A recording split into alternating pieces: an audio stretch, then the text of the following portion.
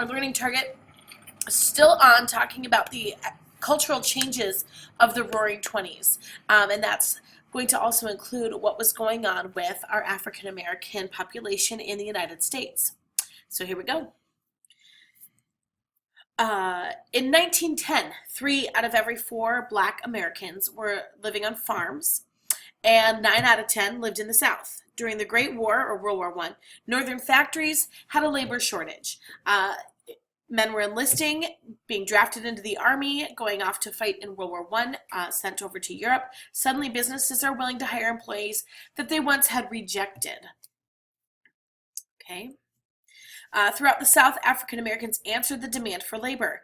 Besides trying to take advantage of the economic opportunities of jobs in northern cities, many African Americans hoped to escape the bigotry, poverty, and racial violence that was going on in the South since the Civil War had ended. We talked about Reconstruction and the Reconstruction era and some of the black codes that turned into our Jim Crow laws that people were living under in the South. And we knew that we had cracks in our cup, remembering back to the cup activity that we did together as a class, knowing that there's a long way to go and we still have some issues.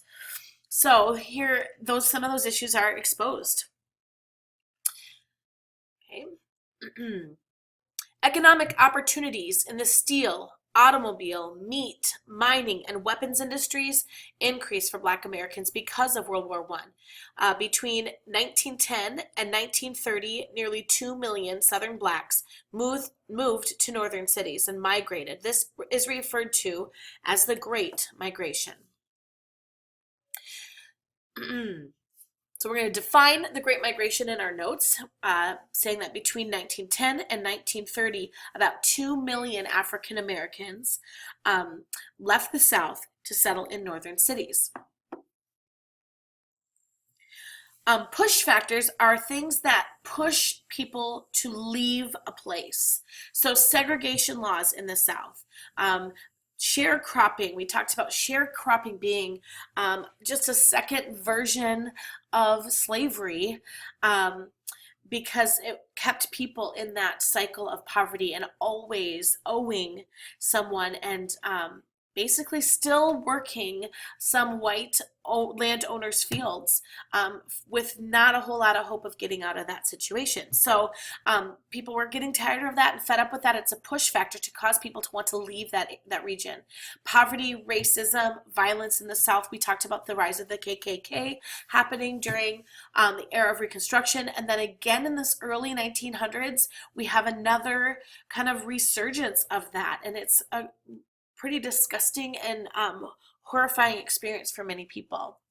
Pull factors are the things that pull people and draw people to a new place. So factory jobs in industrial cities are the biggest pull factor. Hope for more tolerance in the North is kind of a secondary thing. Just the idea that there's so many more options and opportunities in the North than there were in the South because of segregation and sharecropping and kind of some of that hopelessness some people were feeling. Those factory jobs gave people hope that things could be different in the North. The reality is going to be a tiny bit different. We're going to talk about that in just a second. So here we are in a northern city. Okay, even though northern cities didn't have Jim Crow laws that were found in the South, African Americans are still going to find that discrimination and segregation exist when they migrated to these northern cities. This era saw a series of race riots as tensions between white and Black Americans increased. We saw examples of that when we watched the America's Story of Us episode on Boom. We talked about the race riot in Chicago of 1919. Okay, you probably remember the scene where the kids were swimming on that Sunday afternoon, and one of them, a white kid, threw a brick, hit a Black child, and that young black man drowned. And then, of course, when the white officer arrested the Black kids for swimming where they shouldn't have been, instead of arresting the white kid who threw the brick,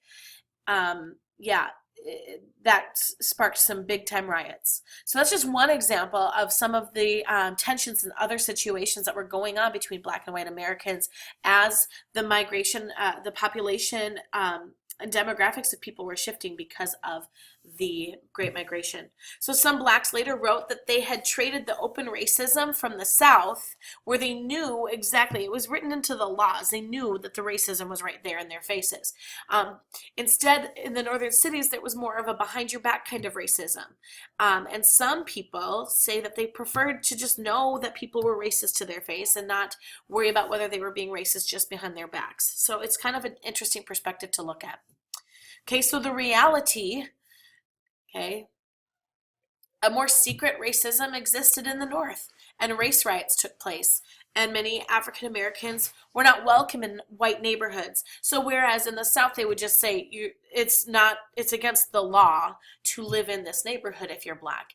In the North, they would be more manipulative about it, kind of not outright say that, oh no, you're not allowed to live here. It's just more of a, oh, let me show you an apartment in this neighborhood instead. You don't really want to live in that neighborhood. Just kind of a more manipulative way to control people's options and opportunities. Okay. Due to the struggle to find welcoming neighborhoods in many northern cities, you'll see kind of a trend that we already talked about when it came to immigrants moving to the United States, creating those ethnic neighborhoods like Little Italy and Chinatown and things like that. African Americans are going to kind of do the same thing, and they start creating their own little neighborhoods and cities within cities during the 1920s. The largest of these is a neighborhood called Harlem in New York City's Upper Manhattan area. In 1905, this neighborhood had been an elite all-white neighborhood. By the 1920s, over 200,000 African Americans lived in the Harlem neighborhood, and it became known for being the African American neighborhood in New York City. With some photographs of different families and just in the neighborhood of Harlem.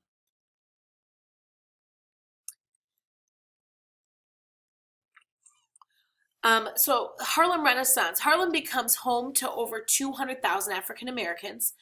In New York City, it's the largest all-black neighborhood.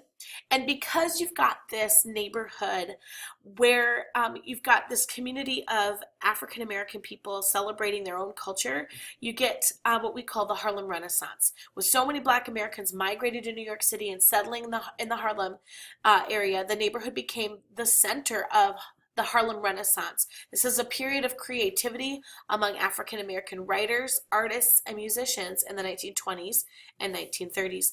The artists of the Harlem Renaissance explored what it meant to be black in America. They reflected on their roots from Africa. They reflected on the story of their people and the history of slavery, their longing for equality, and what their futures could look like even. So I want you to write down that it becomes the unofficial capital of Black America and the center of an arts and cultural explosion for African Americans. The word Renaissance means rebirth. And so this is kind of a rebirth of a new African culture living here in America. What does it mean to be an African American? Because the story is going to be unique. Okay, here's one example of a Harlem Renaissance artist named Aaron Douglas and the kind of work that he did. And you can see his paintings have quite a bit of history. You can kind of see this jungle type surroundings. So that's in that past, maybe the jungles of Africa. You see the chains, you see the ships. You also see that hopefulness of that North Star, that's at some point there's going to be some deliverance and an escape. Okay, well, that's my impression of that piece of art anyway. I think it's beautiful. All right, let's talk about some other Harlem Renaissance folks. This is Langston Hughes. He is one of the leading writers of the Harlem Renaissance. He published his first book of poetry when he was 24 years old. Along with 25 books of poetry, Hughes also wrote plays and stories. His works express the feelings that African Americans had of hope and the struggle for equality. You're going to write down that Langston Hughes becomes Harlem's most famous African American writer and author during the Harlem Renaissance. There's other writers and even songwriters Another important Harlem Renaissance writer was a man named James Weldon Johnson. He wrote about racial discrimination. He also wrote the words to a song called Lift Every Voice and Sing, which becomes the anthem for the NAACP, the National Association for the Advancement of Colored People, which in our last unit we talked about was started by W.E.B. Du Bois. So let's take a look at some of the words to that song. It's still used by the African American community, and it's a beautiful song.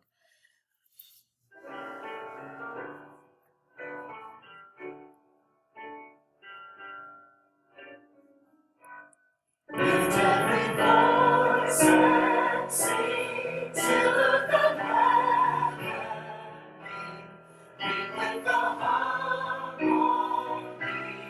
of liberty.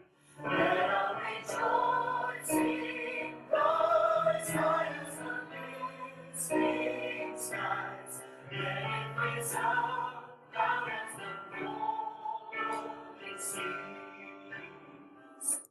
Okay, what I'm going to do is I'm also going to post the link for the YouTube video that has the lyrics to this, and I've got another version done by some high school students that is phenomenal. So I'll put that link up there too if you're interested in hearing it. It blows me away and I get chills. So if you're interested in hearing that, go ahead and look for the link on Google Classroom. But let's continue. Okay, the 1920s also becomes known as the Jazz Age. This new, unique American style of music combined musical styles from Africa, Europe, and the United States. New Orleans, or if you're from there, you call it Nolans. Okay, New Orleans, Louisiana was the birthplace of jazz. Jazz spread with the Great Migration and made its way into the nightclubs of Harlem. So we also know that jazz spreads because of the invention of the radio. It becomes something that you don't have to go to New Orleans to hear jazz. Now you can hear it coming through the radio station into your home. Okay, so New Orleans was also the birthplace of one of jazz's most famous musicians. This is Louis Armstrong. With more Americans tuning into the radio, jazz became much more popular. It filled the living rooms across the country. So let's talk about the Jazz Age. Jazz developed in New Orleans, Louisiana, and moved north during the Great Migration. Harlem became a showcase for jazz. You're going to save some room because we're going to add to that in just a second.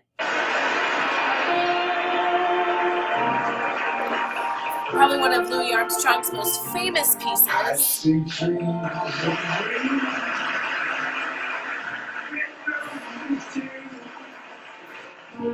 see them blue. Please write down in your notes that jazz musician, that Louis Armstrong was a jazz musician from New Orleans who combined African rhythms, blues, and ragtime. So he wasn't just a trumpet player or a cornet player, actually. He was also a singer.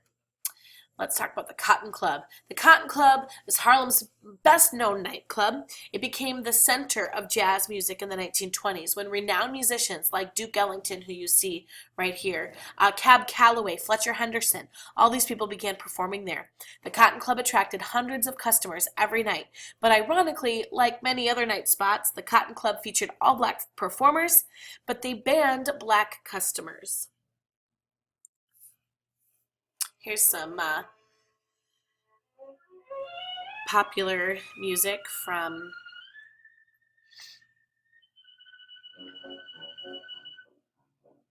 you might recognize this one. Don't be a thing if you ain't got that swing.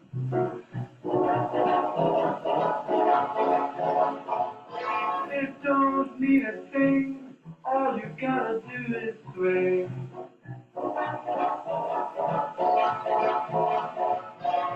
Makes no difference if we. So add to your notes that famous nightclub, the Cotton Club, featured black, jazz, and blues musicians, but only allowed white customers. Ain't got that swing.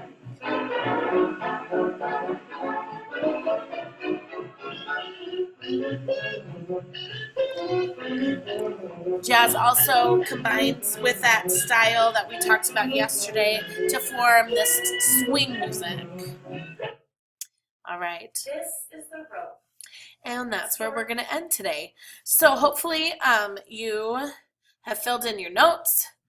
Okay, it should look pretty much like this at this point. And you've checked your stocks.